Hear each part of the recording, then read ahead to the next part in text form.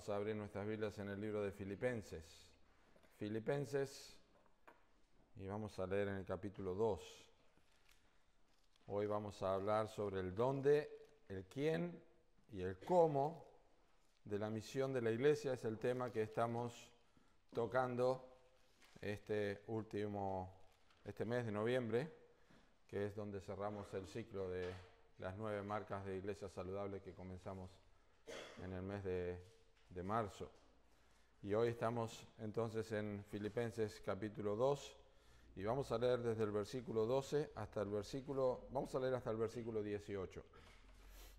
Dice así la palabra de Dios: Por tanto, amados míos, como siempre habéis obedecido, no como en mi presencia solamente, sino mucho más ahora en mi ausencia, ocupaos en vuestra salvación con temor y temblor, porque Dios es el que en vosotros produce así el querer como el hacer por su buena voluntad.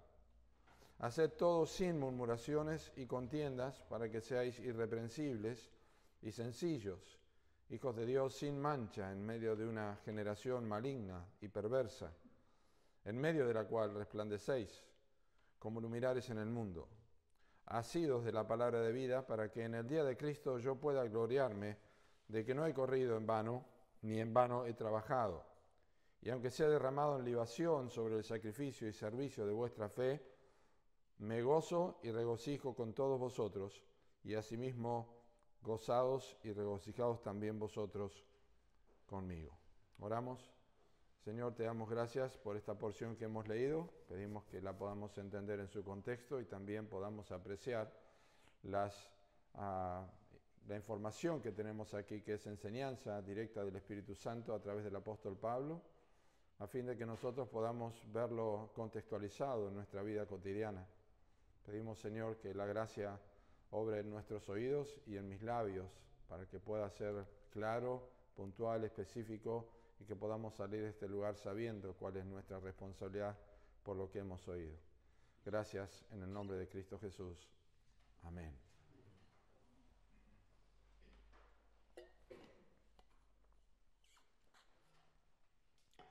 El dónde, el quién y el cómo de la misión de Cristo son 3 elementos, yo considero, esenciales que estructuran la porción que nosotros vamos a considerar.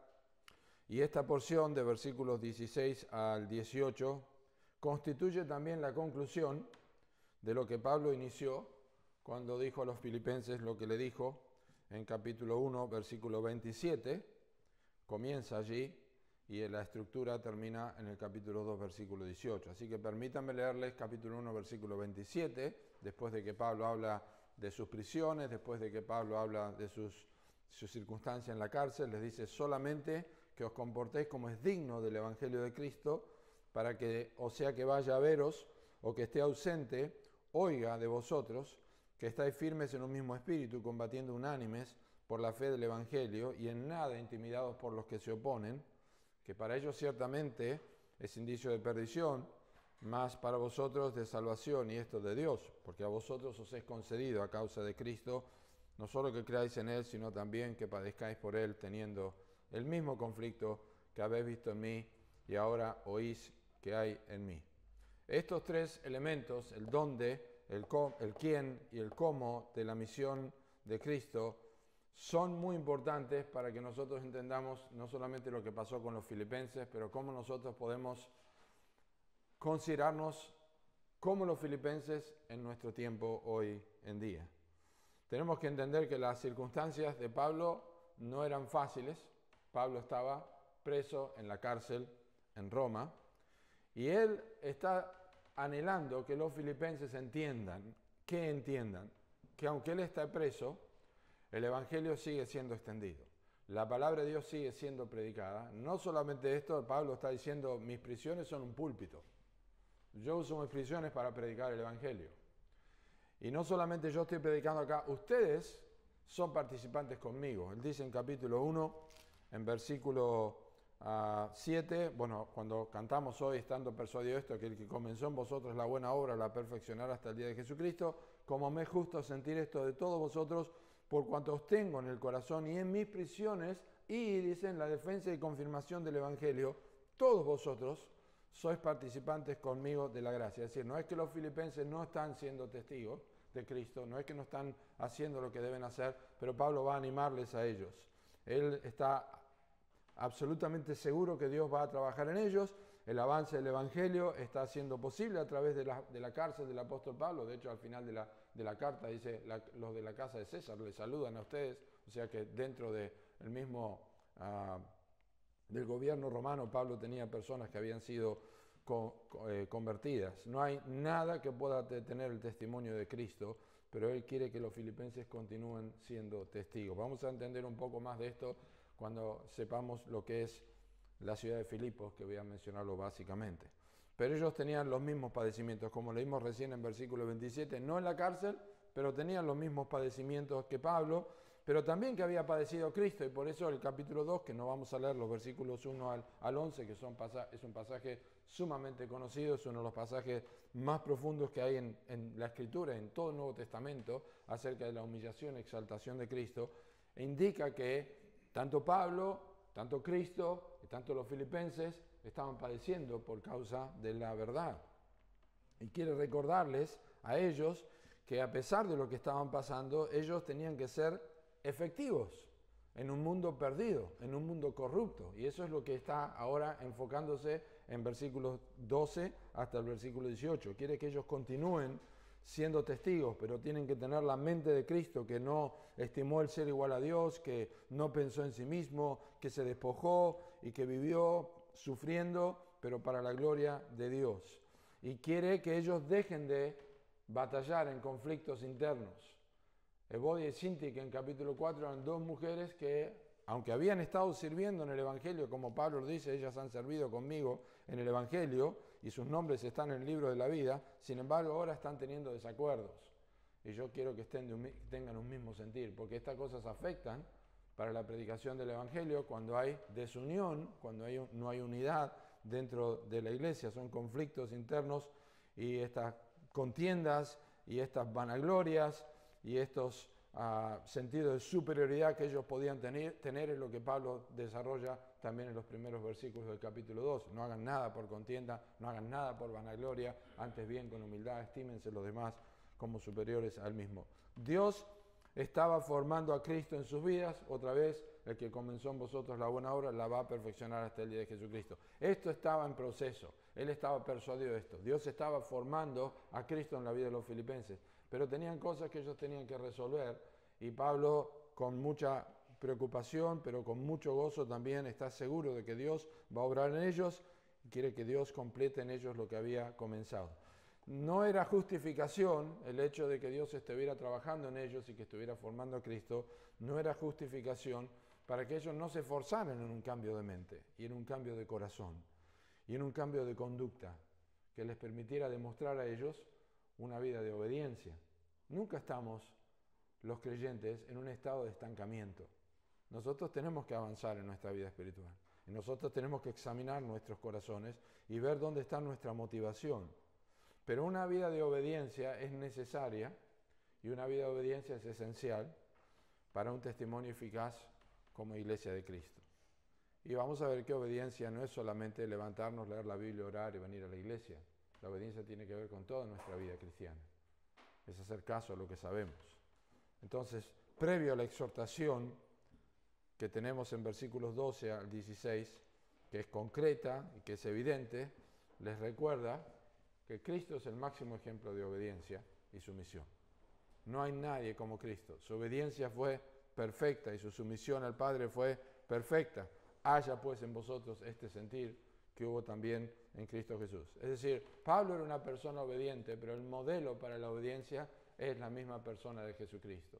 Y él quiere que los filipenses sean obedientes. Cristo vino con una misión del Padre y completó su obra de redención, compró su iglesia a través de su sangre y la iglesia ahora es testigo de Cristo y es la responsable de dar a conocer la misión de Cristo para la gloria de Dios.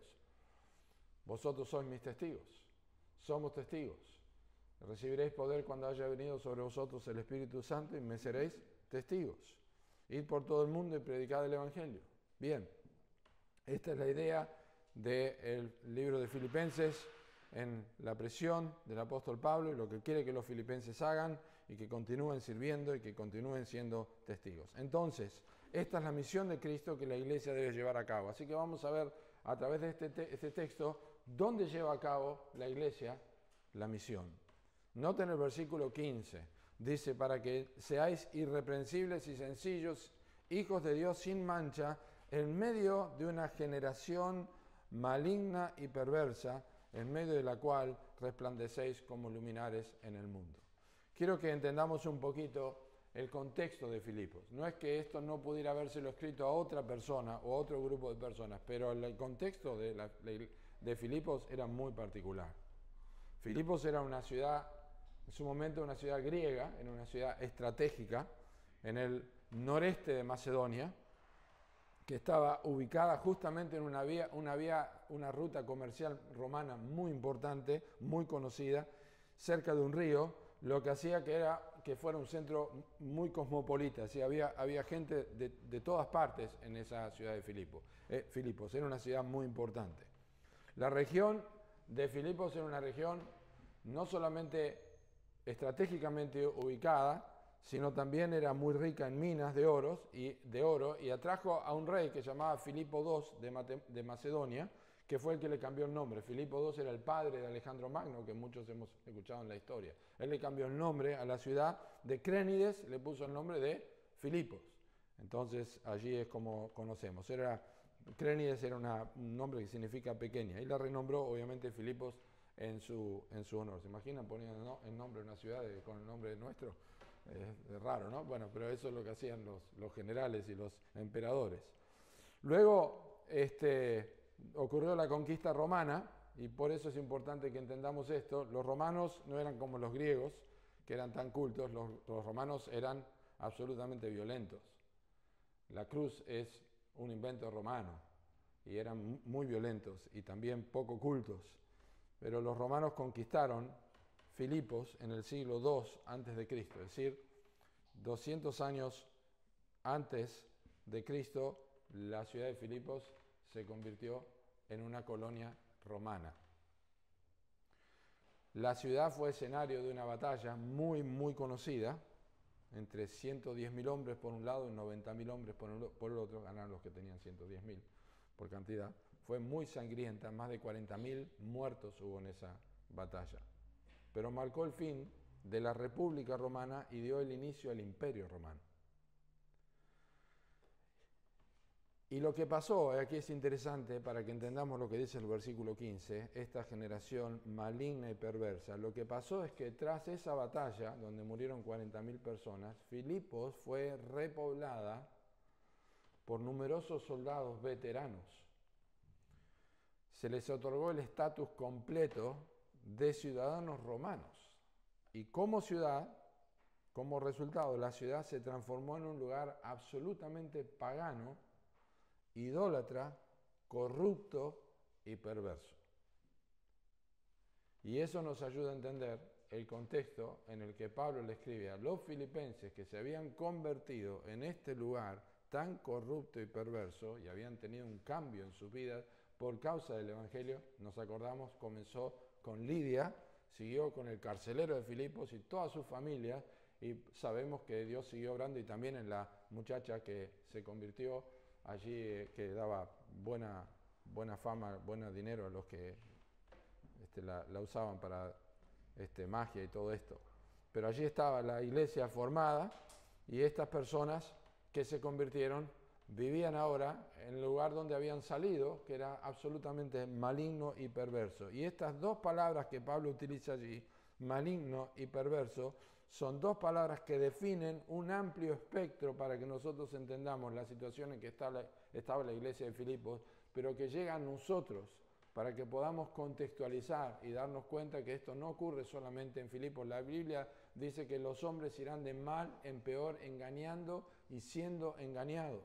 El mal aumenta.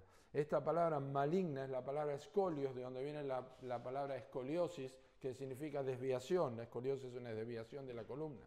La generación de los filipenses era una generación desviada, absolutamente desviada. Si queremos entender un poco más de esto, tenemos que leer la descripción que Pablo hace a los romanos en capítulo 1 de Romanos, donde habla de las barbaridades de hombres con hombres, mujeres con mujeres, perversidades, maldad, llenos de envidia, detractores, aborrecedores de Dios, injuriosos, soberbios, desobedientes a los padres. Todo este tipo de cosas estaban presentes también en Filipos. Escolios estaba absolutamente torcido y también era una generación perversa que tiene que ver con tratar voluntariamente de apartar algo de lo que está bien.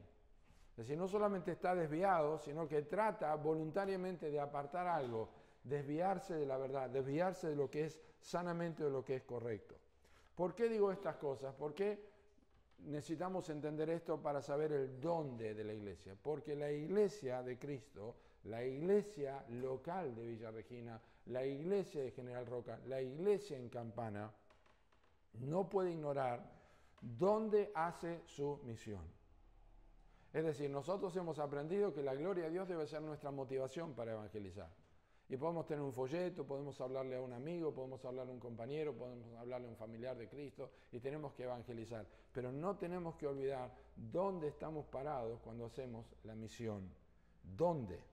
No es algo nuevo. Bueno, la Biblia es clara en cuanto a la condición del mundo en 2 de Pedro, capítulo 1, versículo 4, dice así: por medio de las cuales nos ha dado preciosas y grandísimas promesas, para que por ellas llegaseis a ser participantes de la naturaleza divina, habiendo huido de la corrupción que hay en el mundo a causa de la concupiscencia.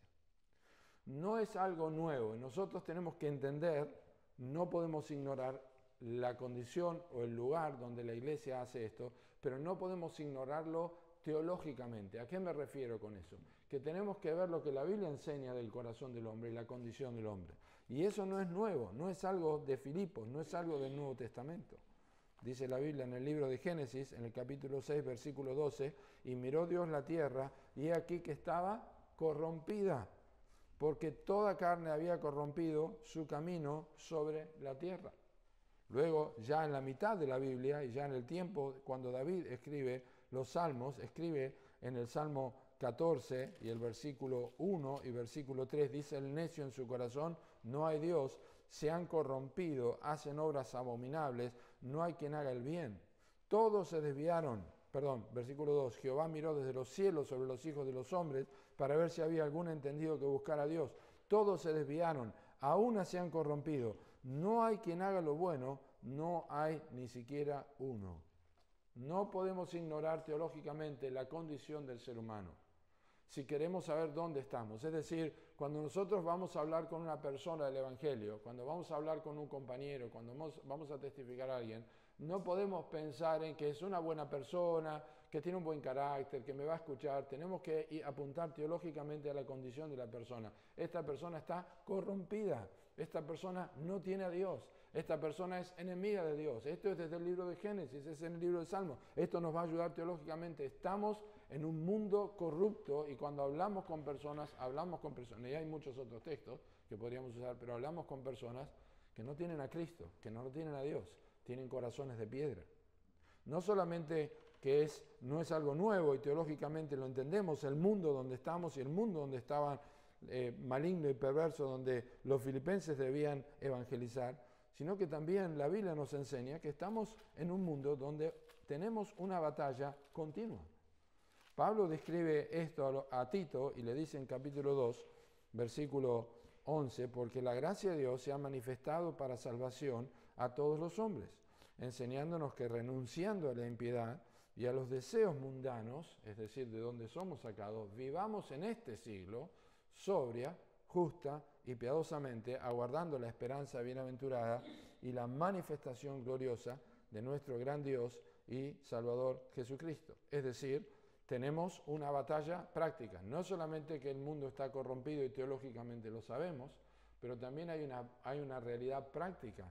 Es un mundo donde hay tentaciones, es un mundo donde hay tentaciones, donde hay impiedad, donde hay una tendencia a deseos mundanos que son bajos, que tienen que ver con las cosas terrenales, sino que también nosotros tenemos que vivir en este mundo de una forma diferente. Y es el mundo donde estamos. Es un mundo donde necesitamos aprender a vivir de la forma que Dios quiere. Este mundo está corrompido, prácticamente corrompido, y es una batalla continua. Tenés esta batalla con tus compañeros de trabajo, tenés esta batalla en lo que ves por televisión, tenés esta batalla en lo que ves por internet, tenés esta batalla continuamente de esta vanidad de este mundo, donde necesitas siempre mirar hacia arriba y vivir de una forma con una expectativa escatológica, futura, aguardando la esperanza bienaventurada. Tenemos los ojos puestos en otro lado. Pero este es el mundo donde nosotros estamos. Este es el mundo donde la iglesia tiene que hacer su misión. No solamente en forma práctica es una batalla, pero hay una opresión que es continua. Dice en Proverbios, por ejemplo, capítulo 1, la opresión que sufre el pueblo de Dios o que sufren los justos está descrita a través de toda la Biblia, pero por ejemplo en el libro de Proverbios, en el capítulo 1, versículo 10, dice, hijo mío, si los pecadores te quisieran engañar, no consientas. Hay posibilidad de consentir, no consientas. Si dijeren, ven con nosotros, pongamos acechanzas para derramar sangre, acechemos sin motivo al inocente. Los tragaremos vivos como el Seol y enteros como los que caen en un abismo. Hallaremos riquezas de toda clase, llenaremos nuestras casas de despojos. Echa tu suerte entre nosotros. Tengamos todos una bolsa. Hijo mío, no andes en camino con ellos. Aparta tu pie de sus veredas, porque sus pies corren hacia el mal y van presurosos a derramar sangre. Esta es la clase de personas en este mundo a la cual nosotros tenemos que cumplir nuestra misión. Predicar el Evangelio. Son personas engañosas, son personas que ocasionan tentaciones. El capítulo 2 de Proverbios, versículo 11, dice, la discreción te guardará, te preservará la inteligencia para librarte del mal camino, de los hombres que hablan perversidades, que dejan los caminos derechos para andar por sendas tenebrosas, que se alegran haciendo el mal, que se huelgan en las perversidades del vicio, cuyas veredas son torcidas y torcidos sus caminos. Así que nosotros estamos en un mundo donde podés tener amistades en este mundo, pero no te fíes pensando que porque es un buen amigo o es una buena amiga que lo conoces de chico, si no conoce el Evangelio, en algún momento, de una forma sutil, está tratando de apartarte de la verdad, está tratando de pervertir tu vida, está tratando de que lo acompañes. Esto es una realidad teológica, práctica, y las tentaciones son reales. Este es el mundo en que vivimos. Es una descripción que Dios hace. En Romanos capítulo 1, versículo 29, dice esto, Romanos 1, 29, estando atestados de toda injusticia, fornicación, perversidad, avaricia, maldad, llenos de envidia, homicidios, contiendas, engaños y malignidades. Están llenos de todo esto. Es como el sacerdote en el Antiguo Testamento cuando tenía que venir a revisar una casa que tenía alguna marca de lepra. Venía y sacaba una parte y limpiaba, y si después venía el tiempo y estaba bien, ya estaba sanada. Pero a veces la marca de lepra estaba mucho más profunda y él dice, hay que tirar la casa, está corrompida, no sirve más. Esa es la condición del ser humano. Esa es la condición del mundo donde nosotros tenemos que hacer la obra. Estamos predicando el Evangelio y sabemos que el Evangelio tiene poder. Obviamente que sí, lo vamos a ver al final, y es lo que nosotros usamos, el cómo hacemos la obra, pero la realidad es que tenemos que entender el contexto donde estamos. Y es lo que Pablo quiere, es una descripción, lo que Dios ha declarado. Cristo espera que nosotros entendamos esto sin ninguna fachada. Por ejemplo, en el Evangelio de Mateo, en el capítulo 10, lo daba por sentado cuando dijo en versículo 16 así. Dice, he aquí yo os envío como ovejas en medio de lobos. Sed pues prudentes como serpientes y sencillos como palomas. Yo los envío en medio de lobos. Es decir, presta atención, no seas ingenuo donde estás. Es un mundo corrompido. Esas cenas que tenés con amigos, esas charlas que tenés con amigos, esos momentos que tenés con amigos, está bien, es bueno compartir, pero tened cuidado, estás en medio de lobos. Es el donde nosotros hacemos la obra de Cristo. No solamente es la condición del mundo a través de, teológicamente claro, prácticamente, tentaciones, lo que Dios ha declarado, donde Cristo nos ha mandado, que lo da por sentado, que nos envía en medio de lobos, pero también la oposición del mundo. Observen lo que dice Juan capítulo 15. Juan capítulo 15 y el versículo 18-19, Cristo dijo esto: si el mundo os aborrece, sabed que a mí me ha aborrecido antes que a vosotros. Si fuereis del mundo, el mundo amaría lo suyo, pero porque no sois del mundo, antes yo os elegí del mundo, por eso el mundo os aborrece. La oposición del mundo es normal para aquellos que aman a Cristo.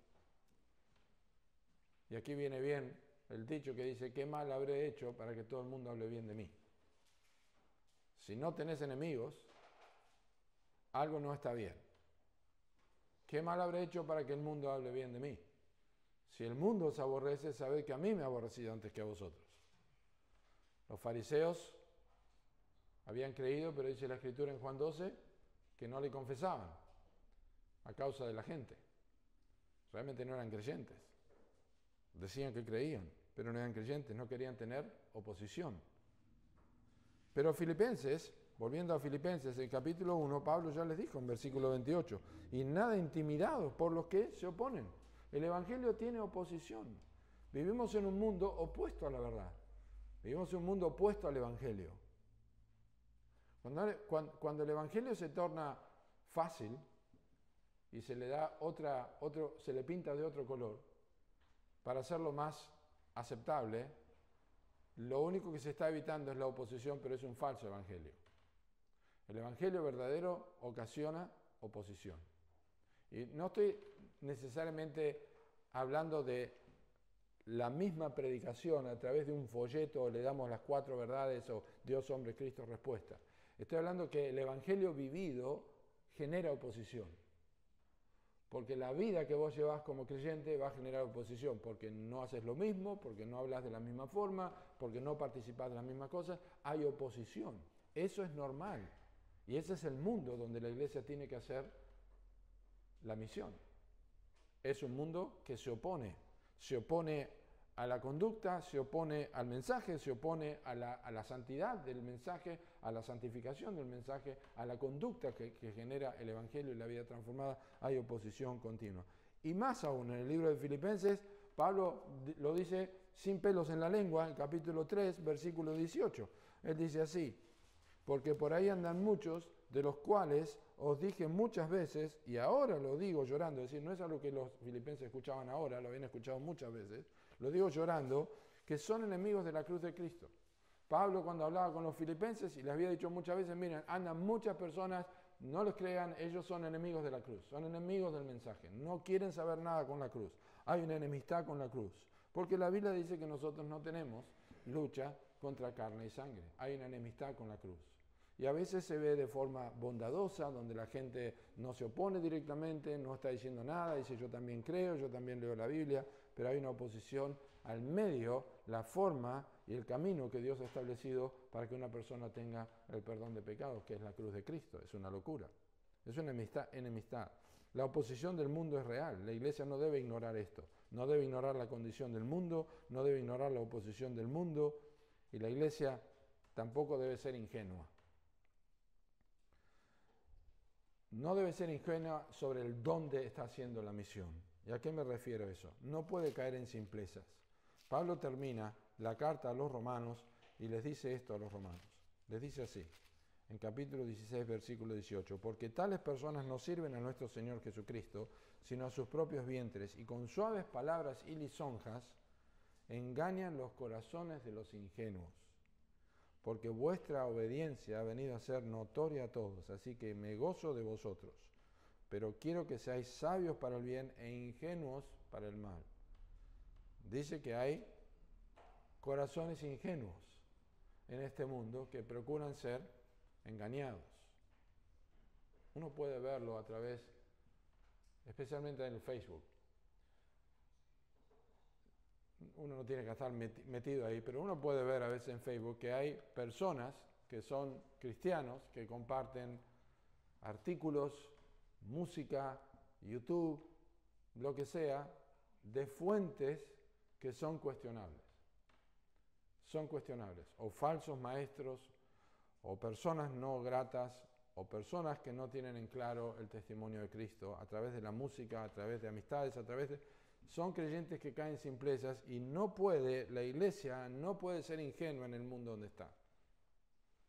El propósito de Satanás y sus huestes es destruir a la iglesia de Cristo. Y lo va a hacer en forma violenta a través de persecución, como un león rugiente, o lo va a hacer a través de una forma sigilosa, como es una serpiente, tratando de introducirse, o como dice Pedro, como una inyección. Introducirán encubiertamente, esa es la idea de inyectar algo, encubiertamente herejías destructoras. No podemos ser ingenuos.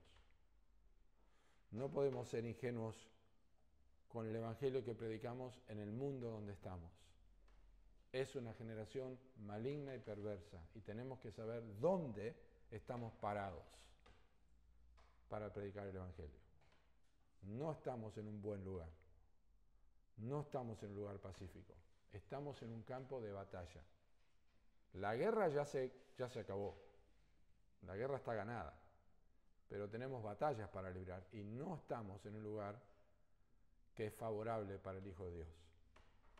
Somos palomas somos como ovejas en medio de lobos. Y por eso la iglesia no solamente no tiene que ser ingenua, no solamente no caer en simpleza, sino también la iglesia no puede seguir viviendo como antes. La Escritura dice en Efesios capítulo 2, versículo 2, en los cuales anduvisteis en otro tiempo siguiendo la corriente de este mundo, conforme al príncipe de la potestad del aire, el espíritu que ahora opera en los hijos de desobediencia. Esa ingenuidad de decir, yo voy a participar con algunas cosas para ganar a otros, porque Pablo dijo, yo me hago a todos para ganar a todos, a los circuncidados, a los no circuncidados, no tiene nada que ver. Entonces me voy a meter en cualquier lugar, voy a acompañar a las personas a cualquier lugar con tal de ganar a Cristo. No está diciendo eso, nosotros no seguimos la corriente de este mundo. No hablamos de la misma forma. No hacemos lo mismo que hacen ellos. No tenemos las mismas conductas y los mismos placeres y los mismos deseos dentro de las cosas que son cuestionables, ¿no? Porque nos gusta el fútbol y está bien, a los incrédulos también les gusta el fútbol. No estamos hablando de eso, pero no estamos siguiendo la corriente de este mundo. Es decir, no podemos seguir viviendo de la misma forma. El único pez que va a favor de la corriente es el pescado, es el muerto, que se murió. Los demás van todos en contra de la corriente. Y tenemos que recordar también, para no ser ingenuos, que este mundo perverso y maligno es un mundo absolutamente pasajero. Dice el apóstol Pablo en 1 Corintios capítulo 7, versículo 31. El tiempo es corto. Resta pues que los que tienen esposa sean como si no la tuviesen, y los que lloran como si no llorasen, y los que se alegran como si no se alegrasen, y los que compran como si no poseyeran, y los que disfrutan de este mundo como si no lo disfrutasen, porque la apariencia de este mundo se pasa. No seamos ingenuos. No améis al mundo ni las cosas que están en el mundo. El que ama al mundo, si alguno ama al mundo, el amor del Padre no está en él. Este es el mundo. Y podríamos describir a través de muchos textos de la Escritura y hacer un desarrollo de Romanos capítulo 1, por ejemplo, para ver el mundo donde estamos. Está corrompido, es corrupto de todas maneras, pero allí estamos. Pablo le dijo a los filipenses lo que les dijo: yo quiero que ustedes sean reprensibles, sencillos, hijos de Dios sin mancha, en medio de una generación maligna y perversa. No somos sacados del mundo, pero estamos en el mundo. Vamos a ver algo más de eso. Fíjense en segundo lugar, ¿quién lleva a cabo la misión de la iglesia? Ahí mismo en versículo 15. ¿Quiénes son los que llevan a cabo la misión de la iglesia? Los hijos de Dios. Los hijos de Dios sin mancha. Para que seáis irreprensibles y sencillos, hijos de Dios sin mancha. Los hijos de Dios llevan a cabo la misión de la iglesia. Es decir, la religión no puede hacer esto. Las personas regeneradas tienen un mensaje para compartir. Juan 1:12 dice, mas a todos los que le recibieron, a los que creen en su nombre, les dio potestad de ser hechos hijos de Dios, los cuales no son engendrados de carne, ni de voluntad de sangre, ni de voluntad de varón, sino de Dios. Los hijos de Dios son engendrados por Dios. Dios no tiene nietos. Los hijos de Dios son engendrados por Dios. Ellos han creído en Cristo. Y en contraste, yo quiero que noten esto. ¿Por qué me refiero a esto tan sencillo, pero la verdad real, de que los que han creído en Cristo son hijos de Dios? Porque la Biblia menciona algo como esto en Salmo 50. Cuando Dios está hablando de juzgar al mundo, dice en Salmo 50, versículo 14, sacrifica a Dios alabanza y paga tus votos al Altísimo e invócame en el día de la angustia, te libraré y tú me honrarás. Inmediatamente el versículo 16 dice, pero al malo dijo Dios, ¿qué tienes tú que hablar de mis leyes y que tomar mi pacto en tu boca? Pues tú aborreces la corrección, echabas a tus espaldas mis palabras. Es decir, ¿qué es lo que está diciendo Dios a través del Salmo 50, versículo 16? No trates de evangelizar, no trates de mostrar un mensaje de salvación o un mensaje bíblico cuando no tenés nada que ver, no tenés la nueva naturaleza.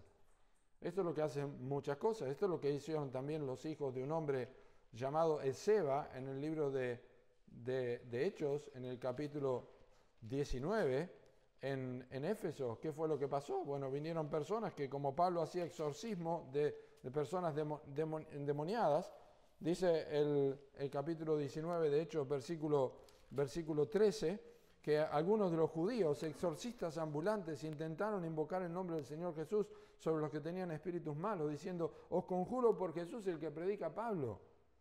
Había 7 hijos de un tal Esceva, jefe de los sacerdotes, judío, jefe de los sacerdotes que hacía esto.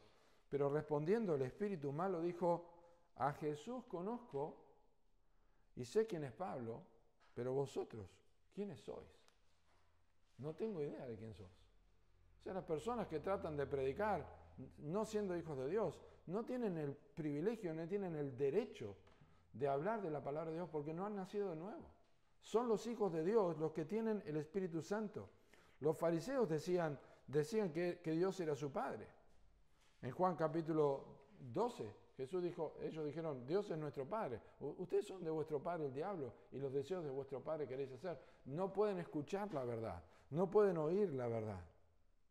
Entonces, lo máximo que puede hacer una persona es decir, quiero que venga a la iglesia que yo vengo, pero no pueden, no tienen el derecho, no son heraldos, no tienen el mensaje para llevar, no tienen la autoridad para llevar este mensaje. No son personas nacidas de nuevo. Los hijos de Dios tienen las marcas de ser hijos de Dios. El apóstol Juan dijo esto en 1 Juan capítulo 3. Mirad cuál amor nos ha dado el Padre para que seamos llamados hijos de Dios. Por esto el mundo no nos conoce porque no le conoció a Él. Amados, ahora somos hijos de Dios y aún no se ha manifestado lo que hemos de ser. Pero sabemos que cuando Él se manifieste seremos semejantes a Él porque le veremos tal como Él es. Y todo aquel que tiene esta esperanza en Él se purifica a sí mismo así como Él es puro. Muy bien, los hijos de Dios somos amados. Qué hermoso, mirad cuál amor nos ha dado el Padre para que seamos llamados hijos de Dios. ¿Y cómo sabemos que somos hijos de Dios?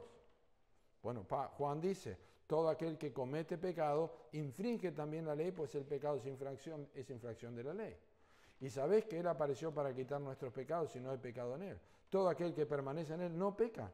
Todo aquel que peca no le ha visto ni le ha conocido. Es decir, que tiene el hábito. Por eso dice luego, el que practica el pecado es del diablo, porque el diablo peca desde el principio. Para esto apareció el Hijo de Dios, para deshacer las obras del diablo. Todo aquel que es nacido de Dios, que es hijo de Dios, no practica el pecado, no tiene el hábito de pecar continuamente, porque la simiente de Dios permanece en él y no puede pecar porque es nacido de Dios. Es decir, esto es lo que la Biblia enseña cuando habla de los hijos de Dios. No solamente son nacidos de Dios, sino que son las personas responsables por llevar adelante este mensaje. He aquí yo y los hijos que Dios me dio, dijo el Señor Jesucristo en Hebreos capítulo 2.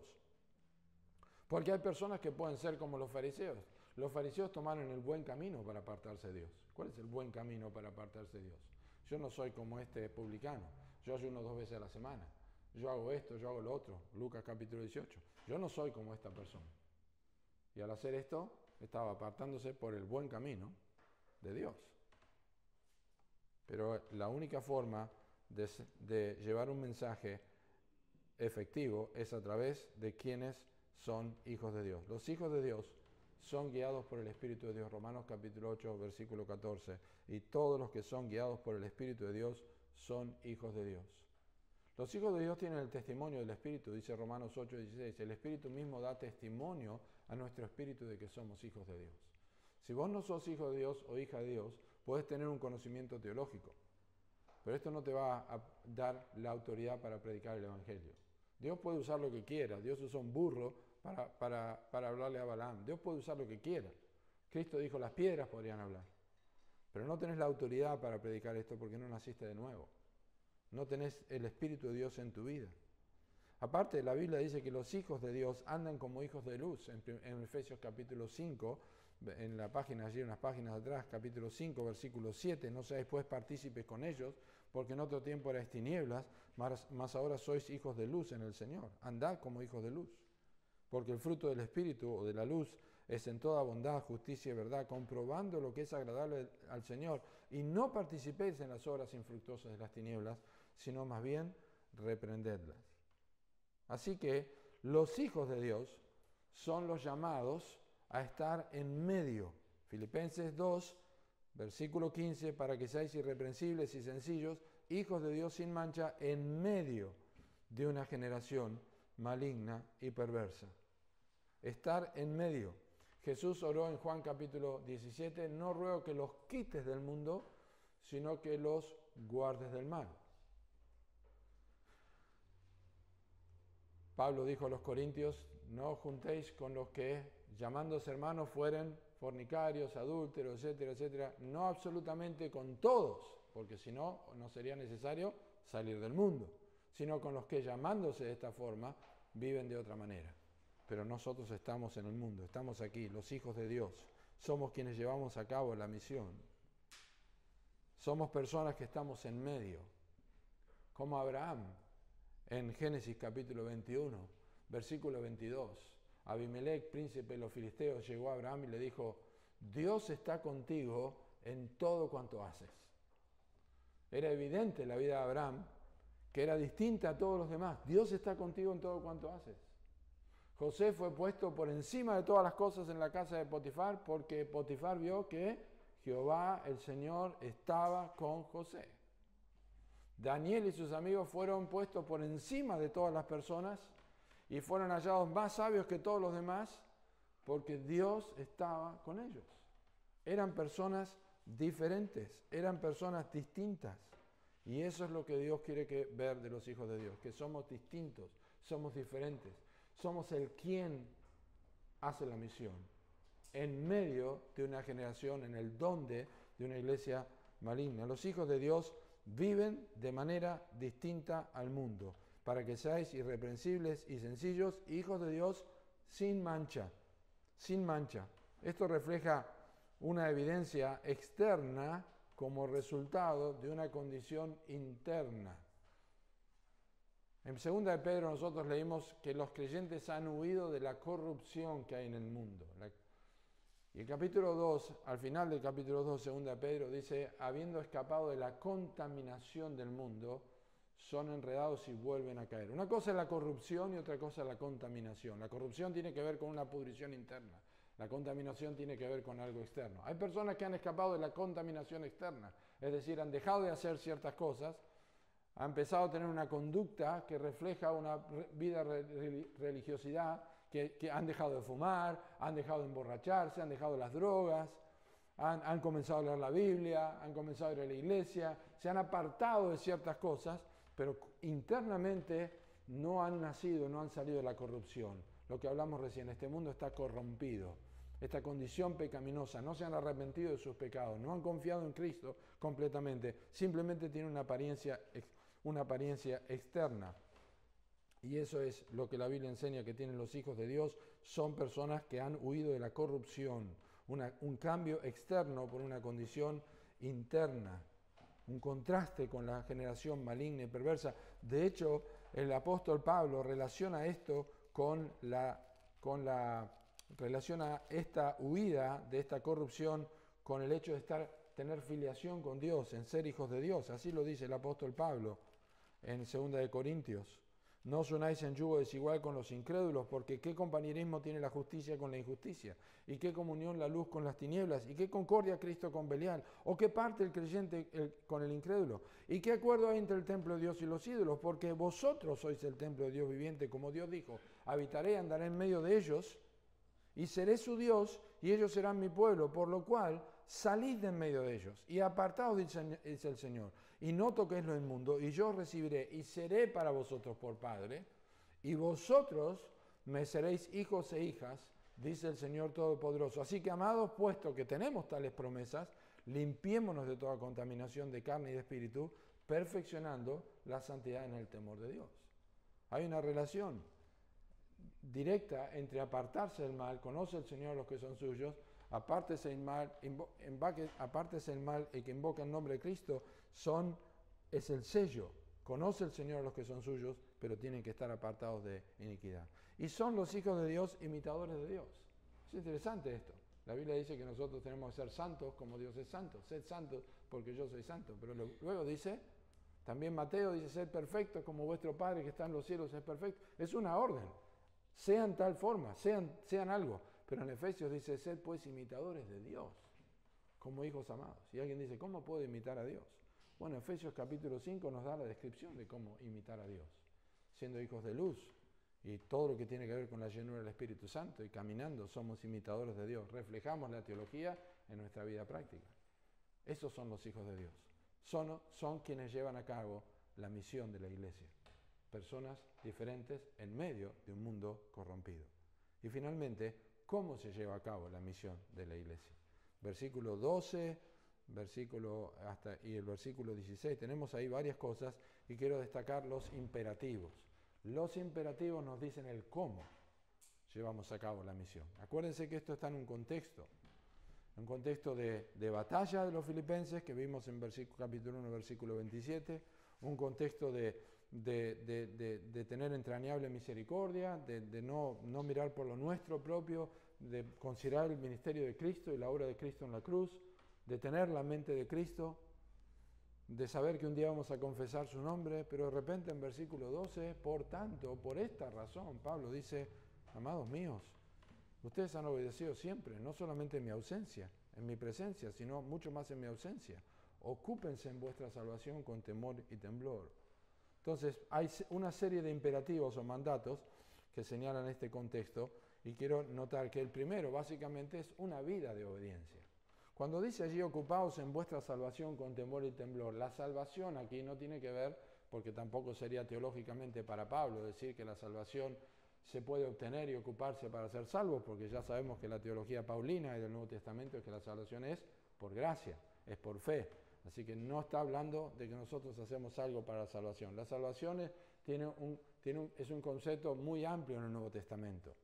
Tiene un concepto pasado, presente y futuro. Y aquí está hablando, tiene un concepto escatológico, un concepto futuro, porque al final del versículo 17 dice, en versículo 16, para que en el día de Cristo yo pueda gloriarme, tiene un concepto futuro. Ocupaos en vuestra salvación, ocupaos en la vida que abarca todo este tiempo terrenal hasta que estemos en la presencia de Dios, con temor y temblor. Y esto es obediencia. La vida de obediencia es la vida de hacer caso a lo que la Biblia enseña. Dios te habló por su palabra cuando leíste en la mañana, Dios te habló a través de un sermón que escuchaste, Dios te habló a través de una conversación con un texto de la Escritura. Cuando digo Dios te habló es el Espíritu Santo a través de la Escritura, trajo a tu vida el recuerdo de algo que tenés que dejar o que tenés que poner en práctica y tenés que obedecer, no apagando el Espíritu, no contristando al Espíritu Santo. Es una vida de obediencia, porque Dios es el que en vosotros, dice, produce el querer como el hacer por su buena voluntad. Esto es increíble. Dios está trabajando. Cuando nosotros obedecemos la palabra de Dios, Dios está trabajando en nosotros y Dios está produciendo en nuestras vidas esto que nosotros debemos hacer. No es el único texto en la Escritura. En Hebreos 13 dice que Cristo está haciendo en nosotros lo que es agradable delante de Él. Dios está haciendo en nosotros lo que es agradable delante de Dios por medio de Jesucristo. Lo hace a través de la palabra. Lo que nosotros escuchamos y leemos es lo que Dios quiere que hagamos en nuestra vida. Esto es un texto para desarrollar muchísimo más, pero es precioso. La razón por la que nosotros tenemos temor y temblor, y esto no significa que tenemos miedo, sino respeto, reverencia en nuestra vida privada, es porque nosotros tenemos que llevar a cabo la misión siendo personas obedientes. Creyentes desobedientes, creyentes descuidados, creyentes que no se ocupan de la salvación, no van a ser luminares en el mundo. Porque vamos a ver eso en un momento. No solamente una vida de obediencia a Dios, internamente y prácticamente, sino una vida de gratitud y comunión. Observa en versículo 14, dice, hacer todo sin murmuraciones y contiendas. Probablemente esto aplique a situaciones en la iglesia. Evodia y Síntique, capítulo 2, no tenemos que hacer nada por contienda, sino pensando en los demás. Pero probablemente aquí tenga más que ver con nuestra relación con Dios. ¿A qué me refiero? Cuando un creyente lleva una vida de quejas, y una vida de quejas y de quejas y de quejas, es un testimonio lamentable en el mundo. ¿Y cómo andás? Y ahí andamos, qué sé yo. No está bien, me pasa esto, me pasa lo otro. Y es queja tras queja tras queja.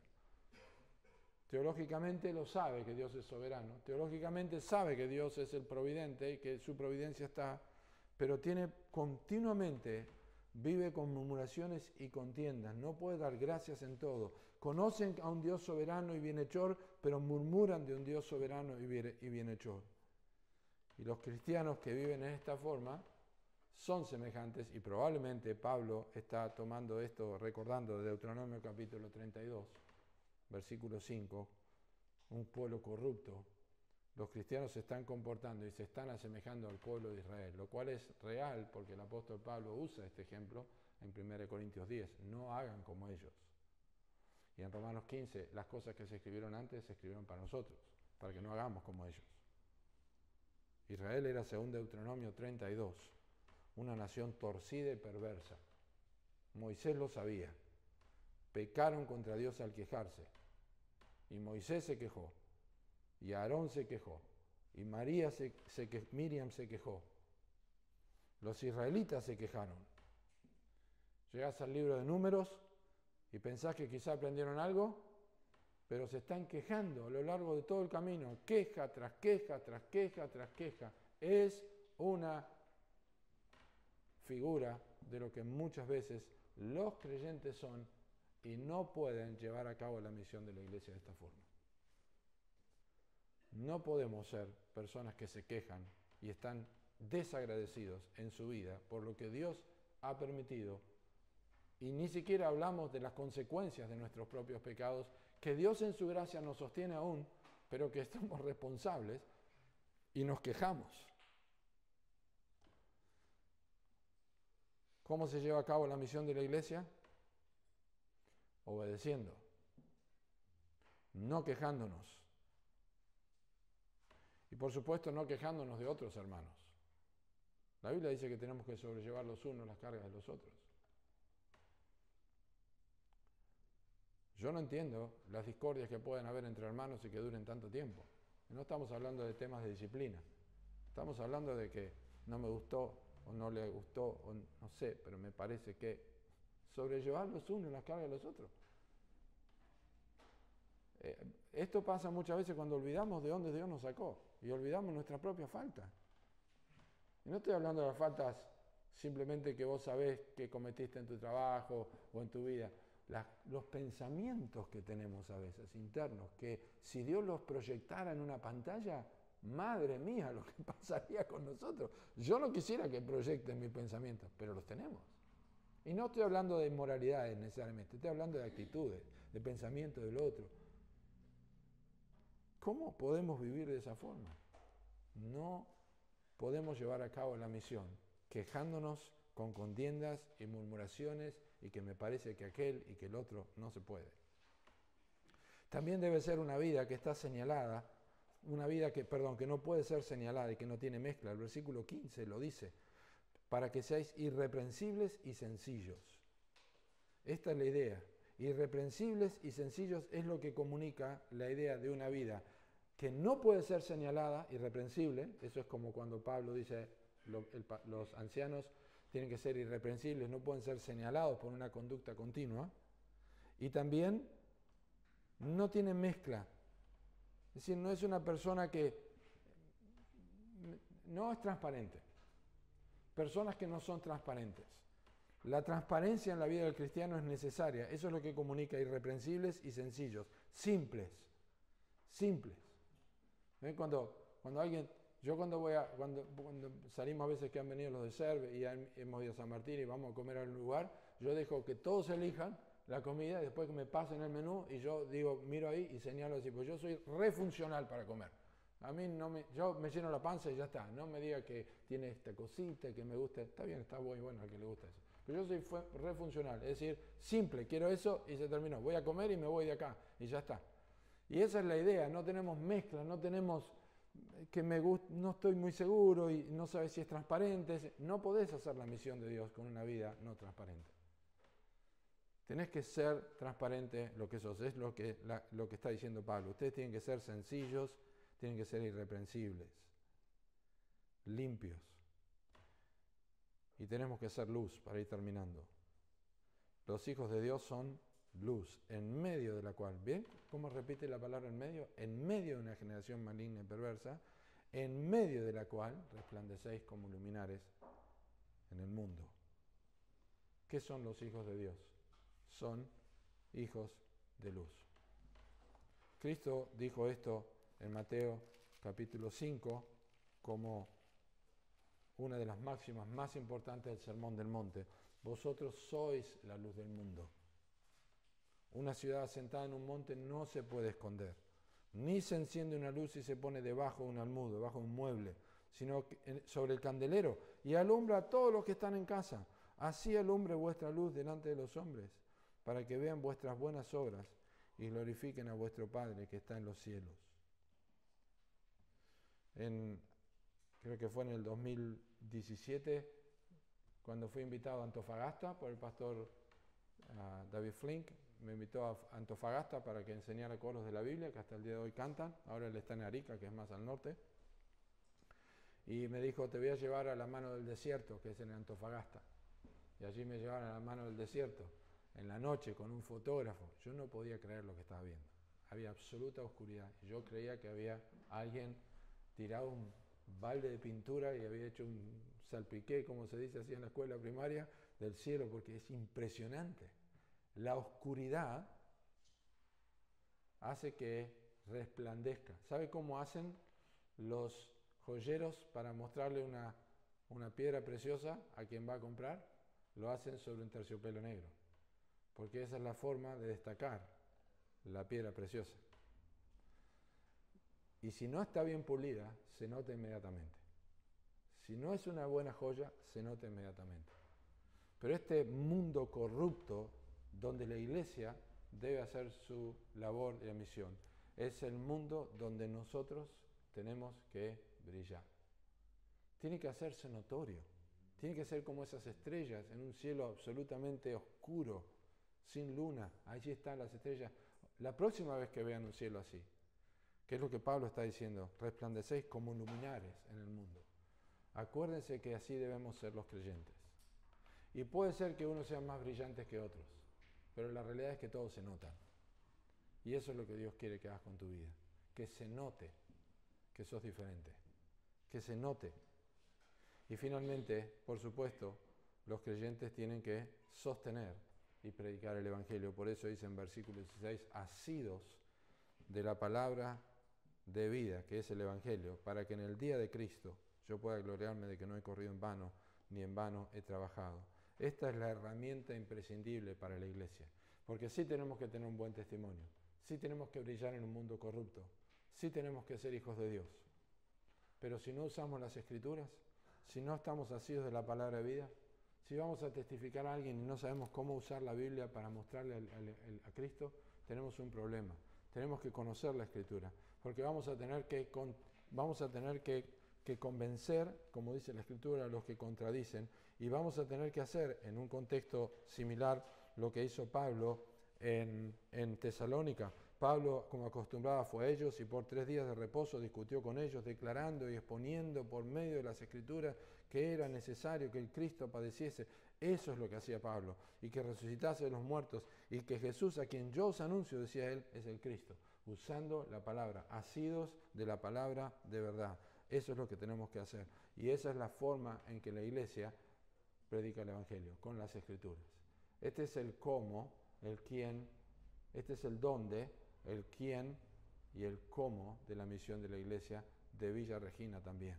Que Dios nos ayude a nosotros a recordar estas cosas y a poder ponerlas en práctica. Y si no tenés a Cristo en tu vida, no trates de ser efectivo con el Evangelio, porque no sos un hijo de Dios, no sos una hija de Dios. Necesitas arrepentirte de tus pecados, llegar a ser un hijo de Dios, para poder predicar este mensaje con absoluta convicción. Oramos. Gracias te damos por tu palabra, Señor. Pedimos que tú la bendigas en nuestros corazones y que podamos disfrutar la enseñanza, que recordemos que estamos en un mundo corrupto, un mundo ajeno a la luz del Evangelio, que recordemos que somos nosotros, tus hijos, los que debemos predicar tu palabra. Nos has llamado para eso. Somos testigos del Evangelio de Cristo y que recordemos, Señor, que el hacer esto debe ser hecho en una vida de obediencia, iluminando, no ser señalados por una conducta o un testimonio cuestionable, Señor. Danos el ser obedientes a la misión como iglesia en un mundo corrupto, Señor. Lo pedimos en el nombre de Cristo. Amén.